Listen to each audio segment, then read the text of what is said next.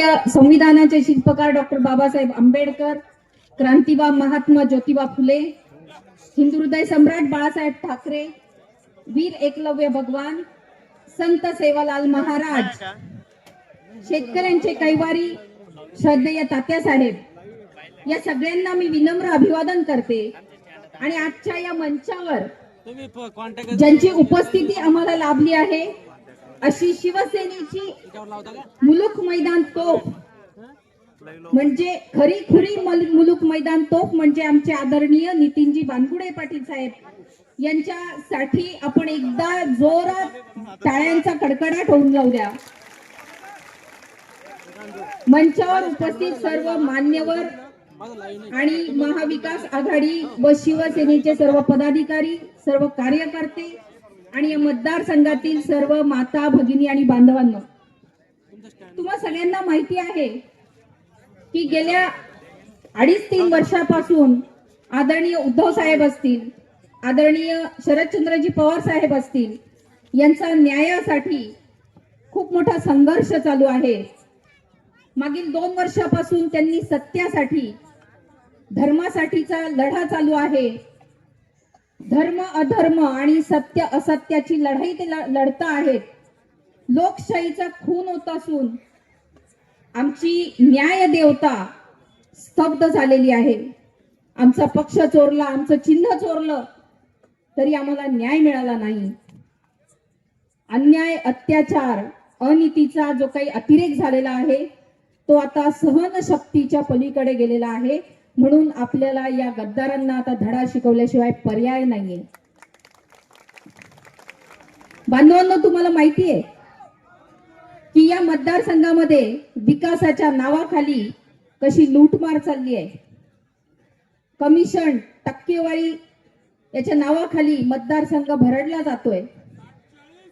गुंडागर्दी, दहशतवाद याच्याने जनता त्रस्त झालेली आहे। विकासाच्या नावाखाली मतदारसंघाचा चेहरा भकास झालेला आहे आणि हा गद्दारीचा कलंक या मतदारसंघाला लागलाय।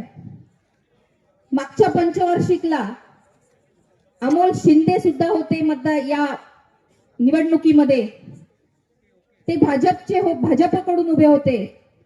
तुम्ही मला सांगा, आपण त्यांना भरभरून प्रेम केलंय पिंपळगाव मधून, पण तुम्ही मला सांगा मागच्या 3 वर्षामध्ये अमोल शिंदे यांनी सत्तेमध्ये असताना सुद्धा या आमच्या शेतकऱ्यांसाठी एकदा तरी रस्त्यावर उतरलेले तुम्ही बघितलंय का?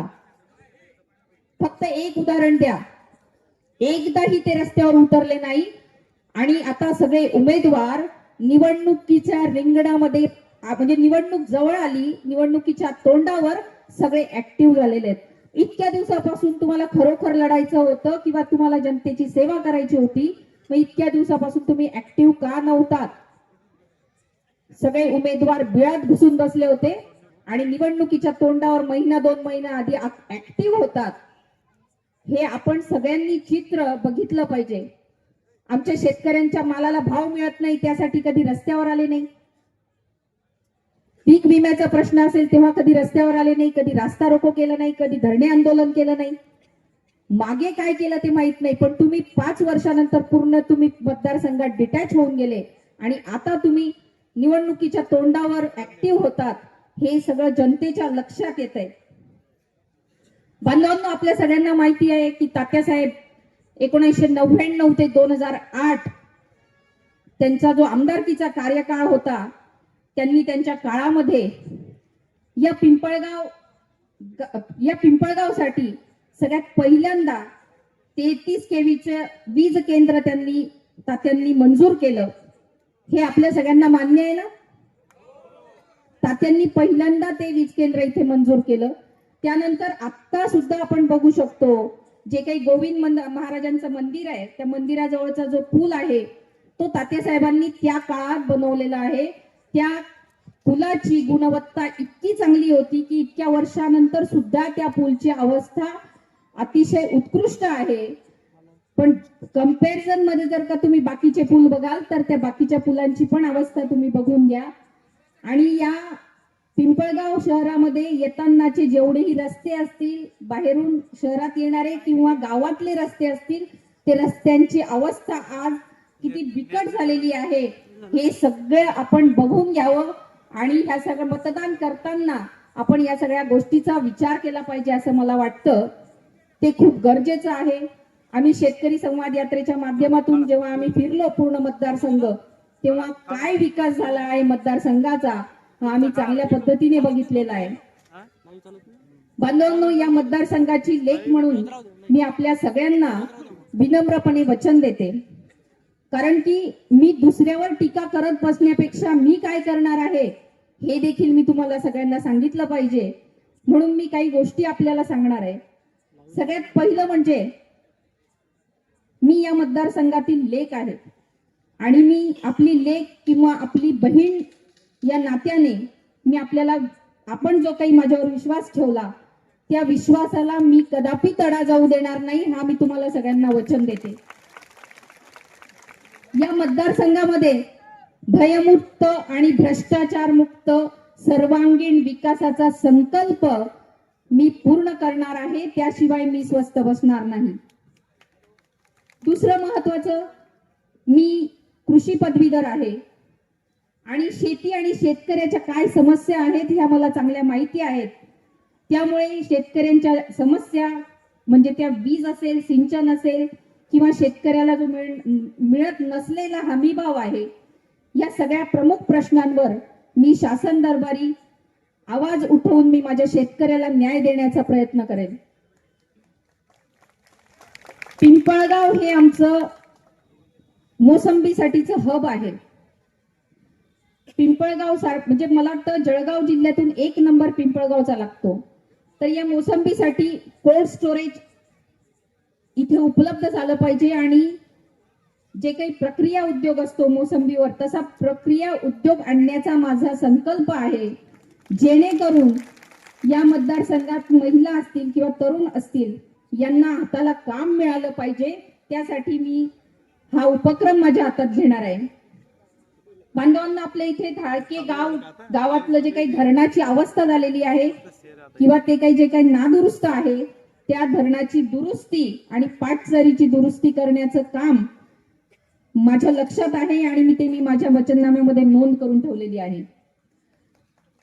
मी निवडून आल्यानंतर तुमची सर्व अतिक्रमणे किंवा अतिक्रमण आहेत ते नियमित करण्याचं मी आपल्या सगळ्यांना वचन देते. आज 75 वर्ष झाले आपल्याला स्वातंत्र्य मिळून. माणसाच्या मूलभूत गरजा असतात, पिण्याचं पाणी आणि शौचालय. बांधवांनो, आज पिंपळगाव हरेश्वर मध्ये पिण्याचं शुद्ध पाणी मिळू शकत नाही, त्याची स्वतंत्र यंत्रणा इथं नाही. तर इथे स्वच्छ पाणी मिळण्यासाठीच मी काम हाती घेईल.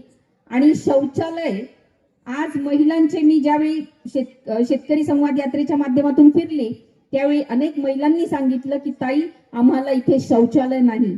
आणि मी एक महिला असल्यामुळे महिला पटकन माझ्याकडे येऊन सहज बोलू शकतात आणि त्यांनी मला त्यांची अडचण सांगितली, तर त्या सुद्धा गोष्टी मी प्राधान्याने करणार आहे.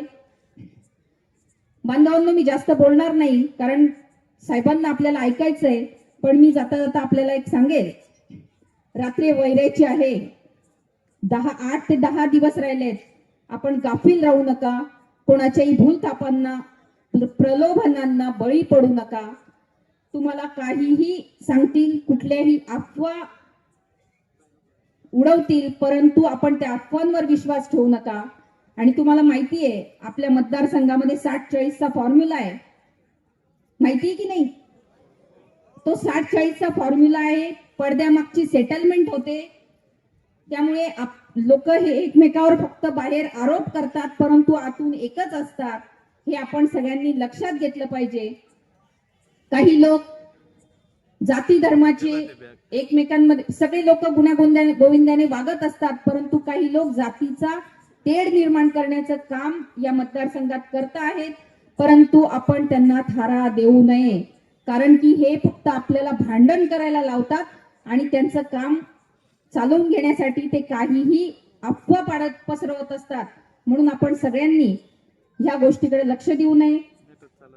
बांधवांनो, या मतदारसंघामध्ये उद्धव साहेबांनी व महाविकास आघाडीने मला एक महिला म्हणून माझा जो काही सन्मान केला आहे आणि मला या मतदारसंघाचं प्रतिनिधित्व करण्याची संधी दिलेली आहे, तो खरं तर एक नारी शक्तीचा सन्मान आहे असं मला वाटतं.